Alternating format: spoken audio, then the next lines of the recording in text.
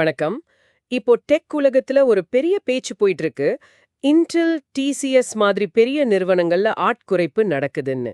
இதுல ஏஐ, அதாவது செயற்கை நுண்ணறிவுக்கு பங்கு இருக்கா? இது நம்ம எல்லாரும் யோசிக்க வைக்குது. நம்ம கிட்ட Wall Street Journal, India Today, Times of India, அப்புறம் நிறுவனங்களோட அறிக்கைகள்னு சில தகவல்கள் இருக்கு. இத வச்சு என்ன நடக்குது, ஏன் நடக்குதுன்னு கொஞ்சம் ஆழமா பார்க்கலாம். முக்கியமா இது உங்களை எப்படி பாதிக்கலாம், நீங்க என்ன செய்யணும்னு பார்ப்போம்.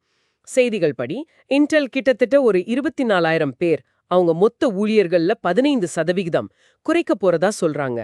டிசிஎஸும் ஒரு 12,000 பேர் வரைக்கும், அது ஒரு 2% இருக்கும், குறைப்பு இருக்கலாம்னு ஒரு பேச்சு. இது சும்மா நம்பர்ஸ் இல்லையே, இதுக்கு பின்னாடி என்ன இருக்கு வாங்க பார்க்கலாம். முதல்ல இன்டெல், அங்க என்ன நிலவரம்? இன்டெலை பொறுத்த வரைக்கும் இது நேரடியா செலவு குறைக்கிறது மட்டும் இல்ல, அவங்க நிதி நிலைமை கொஞ்சம் சரியில்லை. சிப் முதலீடுகளில் சில மாற்றங்கள் இதெல்லாம் இருக்கு. ஆனா முக்கியமா இது ஒரு பெரிய ஸ்ட்ராட்டஜிக் ஷிஃப்ட். அதாவது அவங்களோட வியூகத்தையே மாத்துறாங்க. ஓ, வியூக மாற்றமா? எப்படி? அவங்க புதிய சிஏஓ லிப்பு டான் தலைமையில இப்போ ஏஐ சிப் டெவலப்மெண்ட்ல பயங்கரமா ஃபோக்கஸ் பண்றாங்க. அதுக்காக மத்த சில விஷயங்களை குறைக்கிறாங்க. அப்போ ஜெர்மனி, போலண்ட் ப்ராஜெக்ட்ஸ்லாம் நிறுத்தலது, வியட்நாமுக்கு போறது எல்லாம் இதோட பகுதியா? ஆமா, கரெக்ட். இது அந்த புது டைரக்ஷன் நோக்கி நகர்வு தான். ஸோ இங்க ஏஐ நேரடியா வேலையை பறிக்குதுன்னு சொல்ல முடியாது. ஆனா கம்பெனியோட முன்னுரிமை ஏஐ பக்கம் திரும்புறதால இந்த மாற்றங்கள் வருது. சரி சரி. அப்போ டிசிஎஸ் கதை வேறயா? அங்க சிஇஓ கிருத்திவாசன் சொல்ற மாதிரி ஸ்கில் மேட்ச் ஆகாதது, ரொம்ப நாளா பெஞ்ச்ல இருக்கிறது, இதெல்லாம் தான் காரணமா? ஆமா, அது ஒரு முக்கியமான காரணம். ஆனா அது மட்டும் முழு சித்திரம் இல்ல. டிசிஎஸ் வெறும் ஆட்களை குறைக்கல, அவங்க வேலை செய்யற முறையவே மாத்திக்கிட்டு இருக்காங்க. இப்போ ப்ராடக்ட் சென்ட்ரிக் அப்ரோச், அதாவது ஒரு குறிப்பிட்ட தயாரிப்பு இல்லனா தீர்வு மையமா வச்சு அப்புறம் அஜைல் முறையில வேலை செய்ய பார்க்கறாங்க. அஜைலா? அது எப்படி? அஜைல்னா இப்போ பெரிய வேலையை சின்ன சின்னதா பிரிச்சு டீம்ஸ் ரொம்ப வேகமா சூழ்நிலைக்கு ஏத்த மாதிரி அட்ஜஸ்ட் பண்ணி வேலை செய்யறது. இதுல ஒரு இன்ட்ரெஸ்டிங்கான விஷயம் என்னன்னா, முன்னெல்லாம் இந்தியா ஐடில எத்தனை பேர் இருக்காங்கன்னு கேட்பாங்க இல்லையா, கித்தனை ஆத்மீ தே மாதிரி. ஆமா ஆமா, ஹெட் கவுண்ட் ரொம்ப முக்கியமா இருந்துச்சு. அந்த காலம் இப்ப மலையேறிடுச்சு. இப்ப முக்கியம் எத்தனை பேர் இல்ல, என்ன திறமை இருக்கு, ஸ்கில் இன்டென்சிவ், என்ன ரிசல்ட் வருது, அவுட்கம் ஃபோக்கஸ்ட் அப்படிங்கிறது தான். ஏஐ நிறைய ரிப்பீட்டேட்டிவ் வேலைகளை செய்ய ஆரம்பிச்சதால இந்த மாற்றம் இன்னும் வேகமா நடக்குது.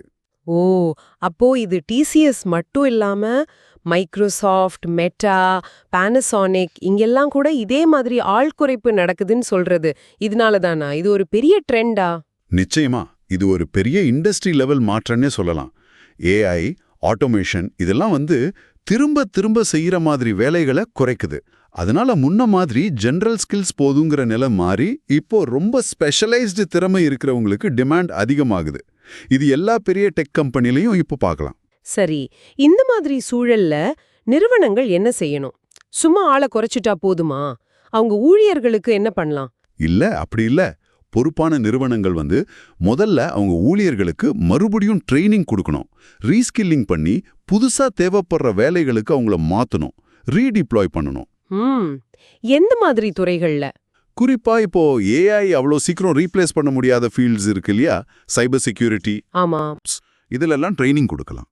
அது மட்டும் இல்லாம டிசிஎஸ் சொன்ன மாதிரி ஒருவேளை ஆட்குறைப்பு தேவைப்பட்டாலும் முறையான இழப்பீடு, செவரன்ஸ், மனநல ஆதரவு இதெல்லாம் கொடுத்து கொஞ்சம் அனுதாபத்தோட நடத்தணும். அது ரொம்ப முக்கியம். சரி, கம்பெனிஸ் இதெல்லாம் பண்ணணும்.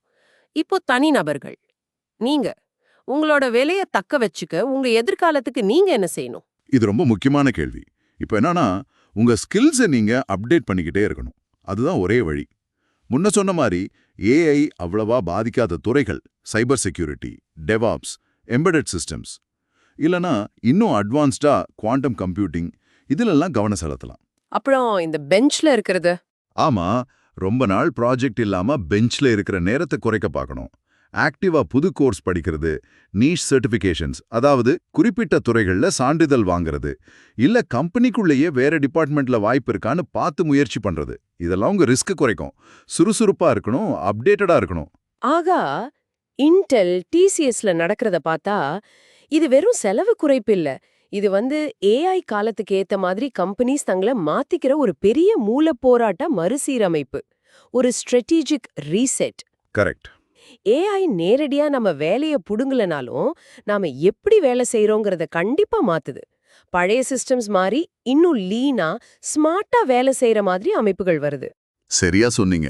பெரிய படமா பார்க்கும்போது இந்த மாறிட்டே இருக்கிற டெக்னாலஜிக்கு ஏத்த மாதிரி நம்மள மாத்திக்கிற திறமை, அடாப்டபிலிட்டி, அதுவும் ஒரு குறிப்பிட்ட துறையில நல்ல ஆழமான நிபுணத்துவம், ஸ்பெஷலைஸ்ட் எக்ஸ்பர்டீஸ், இது ரெண்டும் தான் இனிமே ரொம்ப முக்கியமான தகுதிகள். சரி, கடைசி ஒரு விஷயம் யோசிக்கிறதுக்கு. ஏஐ சம்பந்தமான புது ஸ்கில்ஸ் கத்துக்கிறது முக்கியம்னு புரிஞ்சுக்கிட்டோம். ஆனா இன்னும் ஒரு படி மேல போய் நீங்க இப்போ செய்யற வேலையிலேயே ஏஐ டூல்ஸ், ஏஐ முறைகளை எப்படி யூஸ் பண்ணி உங்க வேலைய இன்னும் முக்கியமானதா, இன்னும் மதிப்புள்ளதா மாத்த முடியும்னு என்னைக்காவது யோசிச்சிருக்கீங்களா? இத பத்தி கொஞ்சம் யோசிங்க.